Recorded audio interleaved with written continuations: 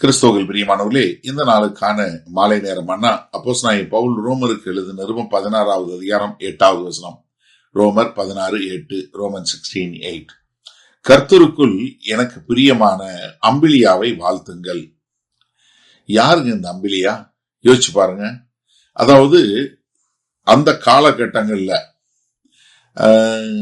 ரோமாபுரி பேரரசு ஆண்ட அந்த காலகட்டங்கள்ல வாழ்ந்த மக்கள்ல அடிமைகளுடைய பெயர்ல அநேகமான இருக்கக்கூடிய ஒரு பெயர் அம்பிலியா என்று சொல்லக்கூடிய பெயர். பெரும்பாலும் அம்பிலியா அப்படின்னு ஒரு பெயர் சொன்னா அவங்க யாரு? அடிமையாக இருந்தவங்க. அவங்க சமுதாயத்துல ஒரு தாழ்மையான ஒரு அடிமட்டத்திலிருந்து வந்தவங்க. அது மாத்திரமில்ல, அவர்களை என்ன பார்ப்பாங்க? சமுதாயம் அவங்கள ஒரு பொருட்டாவே மதிக்காது. ஆனா சுவிசேஷம் என்ன பண்ணுது பாருங்க. அப்போஸ்தலனாகிய பவுல் அவங்களுக்கு கொடுக்கக்கூடிய ஒரு உயரியமான கணங்க. எல்லாருக்கும் முன்னாடியும் அவங்கள வாழ்த்துறாரு. அம்பிலியாக்கு தெரியுமோ தெரியாதோ, 2000 வருஷம் கழிச்சு இந்த ஆபிரகாம் அம்பிலியா பத்தி சொல்ல அதை நீங்க கேட்கக்கூடியதாக எவ்வளவு பெரிய ஒரு காரியம் பாருங்களேன். ஒரு ஒண்ணுமே இல்லாம இருந்த ஒரு சாதாரண அடிமையாக இருந்தவங்க. அதனாலதான் கலாத்தியர் 3:28 சொல்லும் என்ன சொல்றாரு? கிறிஸ்துவுக்குள்ள அடிமை இல்ல, சுயாதீனம் இல்ல, யூதனும் இல்ல, கிரேக்கனும் இல்ல, ஆண் என்றும் இல்லை, பெண் என்றும் இல்லை, எல்லாரும் ஒண்ணுன்னு சொல்லக்கூடியது. இங்க சொல்லும் போது அம்பிலியா யாரு? எனக்கு பிரியமான. எப்படி? எனக்கு பிரியமான.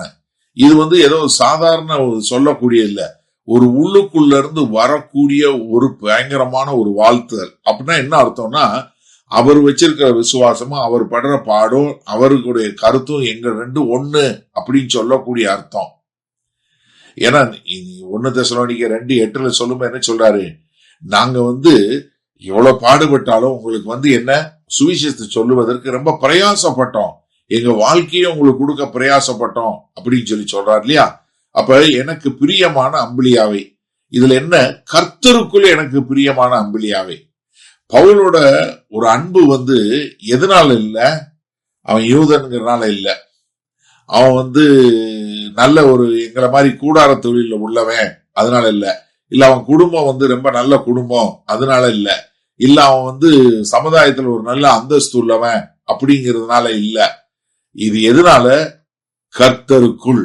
ஏன்னா என்னுடைய உறவு, அவருக்கும் அம்பிலியாக்கும் எனக்கும் உள்ள உறவு எதுல வந்தது? ஆவிக்குரிய முறையில நித்திய காலத்திற்கும் பரலோக ராஜ்யத்துக்குரியது. அதனாலதான் இந்த உறவு என்ன? சுவிசேஷத்தினால உண்டான ஒரு உறவு அப்படின்னு சொல்லக்கூடியதாக. பவுல் எவ்வளவு அழகா, அதாவது ஒரு உலகம் வெறுத்து ஒதுக்குகிற, மதிக்காத, புறந்தள்ளுகிற ஒரு மனுஷனை இருக்கிறதுலே ஒரு உயரிய கணத்தை கொடுத்து பரலோக ராஜ்யத்துல இப்படிப்பட்ட ஒரு மேன்மையானவர் என்று சொல்லக்கூடிய ஒரு காரியத்தை காட்டுறாரு. பாத்தீங்களா? லூக்கா 11:11 என்ன பார்க்கிறோம்? யாரு? தாழ்மையுள்ளவர்களை கர்த்தர் கனப்படுத்துகிறார், உயர்த்துகிறார் என்று சொல்லும் விதமாக. சரி, இதனால இந்த வசனத்தை நம்ம எப்படி எடுத்துக்கொள்வது? எனக்கு அருமையானவர்களே, நீங்க உங்களுடைய ஃப்ரெண்ட்ஷிப்பை பூரா கிறிஸ்துவுக்குள் கட்டுங்க. ஒரு வசதிக்காகவோ இல்ல இதுக்காகவோ பண்ணாதீங்க. ஏன்னா என் நண்பர்கள் என் கூட வேலை பார்க்கறவங்க, என் நண்பர்கள் எங்க தெருவில் இருக்கிறவங்க, என் நண்பர்கள் என் கூட படிக்கிறவங்க இல்லங்க. எப்படி தெரியுமா இருக்கணும்? அம்பிலியா போல ஆவிக்குரிய முறையில உள்ள ஒரு காரியமாக இருக்கணுமே ஒழிய எது உலக பிரகாரமான இல்ல மாம்ச பிரகாரமான காரியங்கள்ல இருக்கக்கூடாது. இந்த உண்மையான கிறிஸ்தவ உறவு என்பது, நட்பு என்பது எப்படி என்ன? ஒரு ஆழமாக, நம்பகத்தன்மை உள்ளதாக, கிறிஸ்துவை மையமாக கொண்டதாக, ஒருத்தரை ஒருத்தர் பலப்படுத்தக்கூடியதாக. அப்ப என்னன்னா, நீங்க ரொம்ப அழகாக ஒரு உறவு, ஒரு கிறிஸ்தவ நட்பு என்பது என்ன? காலகாலத்துக்கு வரக்கூடியது. அதனால எனக்கு அருமையானவர்களே, நீங்க கிறிஸ்துவுக்குள், கர்த்தருக்குள் உங்களுடைய நட்பை கட்டுங்க. அது மாத்திரமில்ல, யாரு இந்த உலகம் மதிக்காம, யாரு அவங்கள கனப்படுத்தாம, யாரு இவங்க சோசியல் ஸ்டேட்டஸ்ல இவங்க ரொம்ப லோ சோசியல் ஸ்டேட்டஸ், இவங்கெல்லாம் ஒண்ணுமே இல்ல அப்படின்னு சொல்லி மற்றவர்கள் அவங்கள ரொம்ப மோசமா நடத்துறாங்க பாருங்க.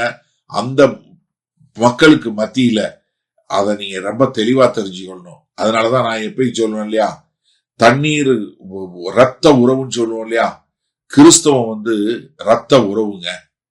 அதனாலதான் இது ரத்த உறவை காட்டிலும், எது மற்ற எல்லாத்தை காட்டிலும் ரொம்ப ஒரு ஆழமான ஒரு அன்பு இந்த அன்பு.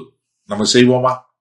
வல்லபிதாவே, இதோ இந்த செய்தியை கேட்டுக்கொண்டு இருக்கிற எனக்கு அருமையான சகோதர சகோதரிகள் ஒவ்வொருவரும் இதோ தங்களுடைய கிறிஸ்தவ நட்பு வட்டாரத்தை கிறிஸ்துவுக்குள் கட்டக்கூடியவர்களாய், வேற எந்த ஒரு அங்கீகாரத்தினாலே இல்ல ஆண்டவரே, உறவுலையோ இல்ல இனத்திலேயோ இல்ல வேலையோ இல்ல தொழிலையோ இல்லாம கிறிஸ்துவுக்குள் இவர்கள் வேரூன்றப்பட்டவர்களாய் தங்களுடைய நட்பை வளர்க்க கிருபை பாராட்ட வேண்டுமாய் இயேசு கிறிஸ்துவின் மூலம் ஜெபிக்கிறோம் வல்ல பிதாவே, ஆமேன். கர்த்தர் உங்களை ஆசீர்வதிப்பாராக. நாம் நாளை காலை தினசரி தியானத்தில் சந்திப்போம். Good night.